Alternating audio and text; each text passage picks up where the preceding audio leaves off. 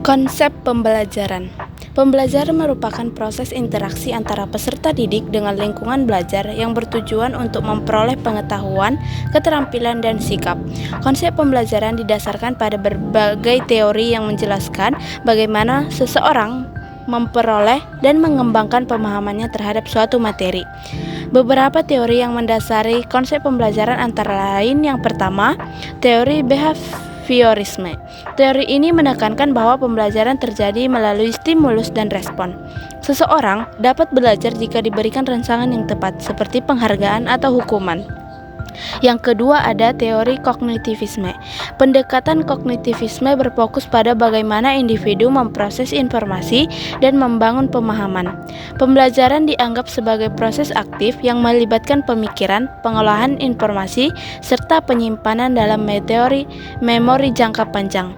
Yang ketiga ada teori konstruktivisme. Dalam teori ini, pembelajaran dianggap sebagai proses membangun pengetahuan berdasarkan pengalaman dan interaksi dengan lingkungan. Yang keempat, teori humanisme. Teori ini berfokus pada perkembangan individu secara holistik, di mana pembelajaran tidak hanya berinteraksi pada akademik, tetapi juga aspek emosional dan sosial. Yang kedua, orientasi pembelajaran. Orientasi pembelajaran adalah arah atau pendekatan yang dilakukan dalam proses belajar mengajar untuk menyesuaikan metode pengajaran dengan karakteristik peserta didik. Pendekatan ini bertujuan agar pembelajaran lebih efektif dan sesuai dengan perkembangan zaman. Jenis-jenis orientasi pembelajaran yang pertama, pedagogi, berfokus pada pembelajaran anak-anak, di mana guru berperan sebagai sumber pengetahuan. Yang kedua, andragogi, pendekatan untuk orang dewasa yang menekankan pada pengalaman pembelajaran, pemecahan masalah, dan kemandirian peserta didik dalam mencari informasi. Yang ketiga, heutagogi, model pembelajaran yang lebih fleksibel, di mana peserta didik memiliki kebebasan dalam menentukan cara belajar mereka dan lebih menekankan pada keterampilan berpikir kritis. Keempat, mesagogi, kombinasi dari berbagai metode pembelajaran yang mengakomodasi kebutuhan individu peserta didik dan memanfaatkan teknologi untuk meningkatkan efektivitas belajar. Pendekatan ini membantu guru dalam memilih strategi yang tepat agar pembelajaran lebih interaktif dan sesuai dengan kebutuhan peserta didik.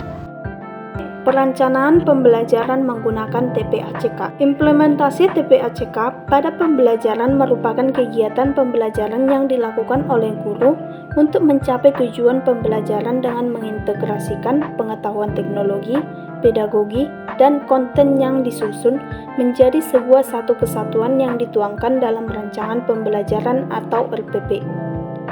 Implementasi atau penerapan TPACK pada pembelajaran diharapkan dapat memberikan solusi bagi guru untuk memecahkan masalah dalam pembelajaran dengan memanfaatkan teknologi digital atau TIK ke dalam kegiatan belajar mengajar di ruang kelas yang dapat menciptakan pembelajaran yang lebih bermakna bagi siswa.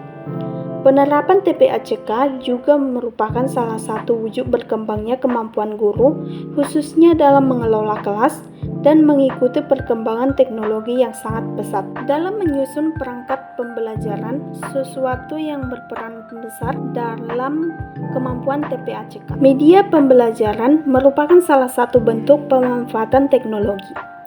Dalam memaksimalkan pembelajaran, media teknologi yang dimanfaatkan oleh guru seperti menampilkan gambar, video, animasi, materi pembelajaran dalam bentuk PowerPoint dan disuguhkan melalui tampilan proyektor yang dihubungkan ke laptop serta memanfaatkan aplikasi WhatsApp sebagai media teknologi pembelajaran untuk pembelajaran daring di tengah pandemi COVID-19 tahun lalu.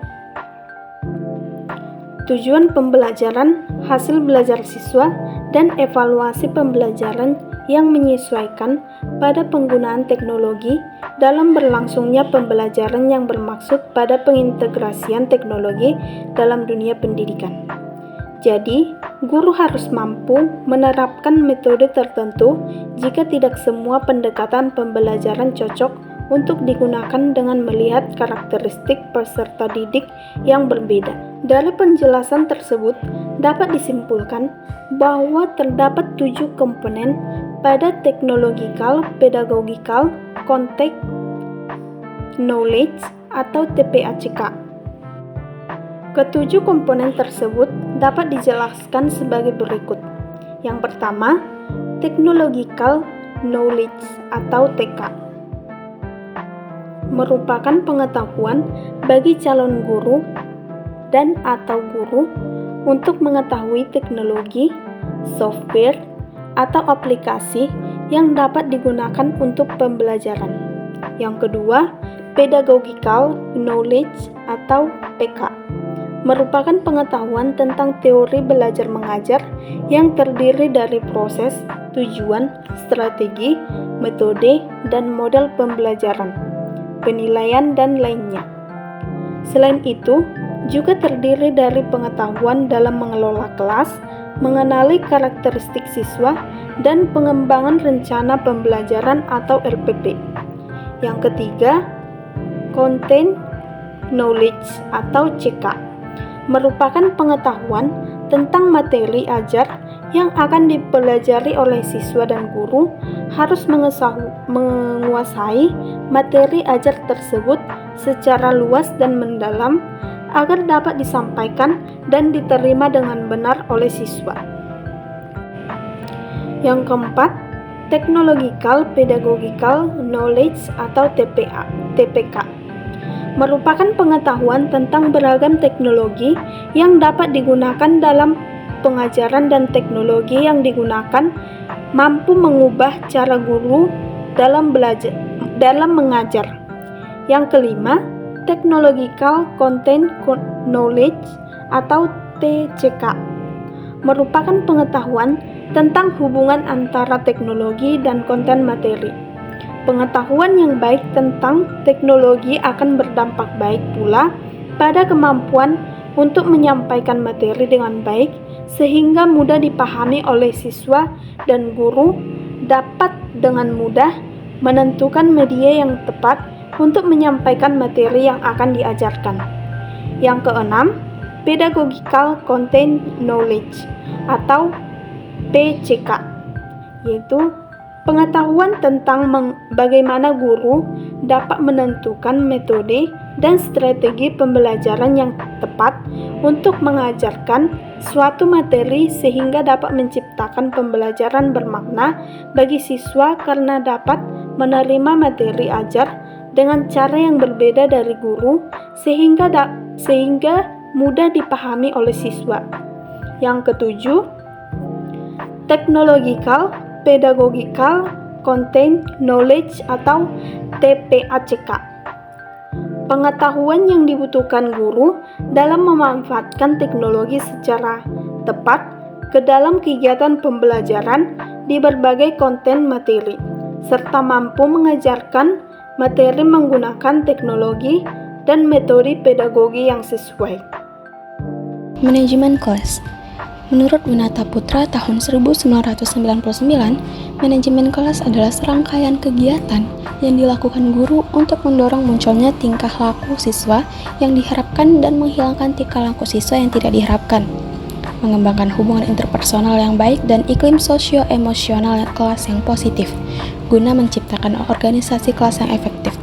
Menurut Sanjaya tahun 2007, manajemen kelas merupakan keterampilan guru menciptakan dan memelihara kondisi belajar yang optimal dan mengembalikannya manakala terjadi hal-hal yang dapat mengganggu suasana pembelajaran. Pendapat lain yang cukup menarik dalam buku Quantum Teaching tentang manajemen kelas yaitu berfokus pada hubungan dinamis dalam lingkungan kelas yang mendirikan landasan dan kerangka untuk belajar. Sedangkan Usman, manajemen kelas adalah keterampilan guru untuk menciptakan dan memelihara kondisi belajar yang optimal dan mengembalikannya bila terjadi gangguan dalam proses belajar. Menurut Sutopo, tujuan manajemen kelas pada hakikatnya telah terkandung pada tujuan pendidikan dan secara umum, tujuan manajemen kelas adalah penyediaan fasilitas bagi bermacam-macam kegiatan belajar siswa sehingga subjek didik terhindar dari permasalahan mengganggu seperti siswa mengantuk, enggan mengerjakan tugas, terlambat masuk kelas, mengajukan pertanyaan aneh, dan lain sebagainya. Berdasarkan uraian di atas, dapat disimpulkan bahwa manajemen kelas adalah suatu usaha yang dilakukan guru untuk menyiapkan kondisi yang kondusif agar kegiatan belajar mengajar dapat berlangsung secara lancar. Manajemen kelas sangat penting dikuasai seorang guru dan berupaya menggunakannya untuk menciptakan dan mempertahankan kondisi kelas yang menyenangkan agar anak didik dapat belajar dengan aman dan tentram sehingga tujuan pembelajaran dapat tercapai. Prinsip-prinsip manajemen kelas yang perlu diperhatikan oleh guru dapat diuraikan sebagai berikut. 1. Hangat dan antusias. Diperlukan dalam proses belajar mengajar. Guru yang hangat dan akrab dengan siswa selalu menunjukkan antusias pada tugasnya dan aktivitasnya dapat berhasil dalam mengimplementasi pengelolaan kelas. 2. Tantangan. Penggunaan kata-kata, tindakan, cara kerja dapat meningkatkan gairah siswa untuk belajar sehingga mengurangi kemungkinan munculnya tingkah laku yang menyimpang dan dapat menarik perhatian siswa dan dapat mengendalikan gairah belajar siswa. 3. Bervariasi, penggunaan alat media, gaya pengajar guru, pola interaksi antara guru dan siswa dapat mengurangi munculnya gangguan, meningkatkan perhatian siswa. Apabila penggunaannya bervariasi, merupakan kunci tercapainya pengelolaan kelas yang efektif dan menghindari kejenuhan. 4. Keluasan. Tingkah laku guru untuk mengubah strategi mengajarnya dapat mencegah kemungkinan munculnya gangguan siswa serta menciptakan iklim belajar mengajar yang efektif. Keluasan pengajaran dapat mencegah munculnya gangguan seperti keributan siswa, tidak ada perhatian, tidak mengerjakan tugas. 5. Penekanan pada hal-hal yang positif. Pada dasarnya, dalam mengajar dan mendidik, guru harus menekankan pada hal-hal yang positif dan menghindari pemusatan perhatian siswa pada hal-hal yang negatif. 6. Penanaman disiplin diri. Tujuan akhir pengelolaan kelas adalah siswa dapat mengembangkan disiplin diri sendiri. Guru sebaiknya selalu mendorong siswa untuk melaksanakan disiplin dan guru hendaknya menjadi teladan mengenai pengendalian diri dan pelaksanaan tanggung jawab. Ruang lingkup manajemen kelas. Ruang lingkup manajemen kelas dapat diklasifikasikan menjadi dua, yaitu 1. Manajemen kelas yang memfokuskan pada hal-hal yang bersifat fisik, dan 2. Manajemen kelas yang memfokuskan pada hal-hal yang bersifat non-fisik. Kedua hal tersebut perlu dikelola secara baik dalam rangka menghasilkan suasana yang kondusif bagi terciptanya pembelajaran yang baik.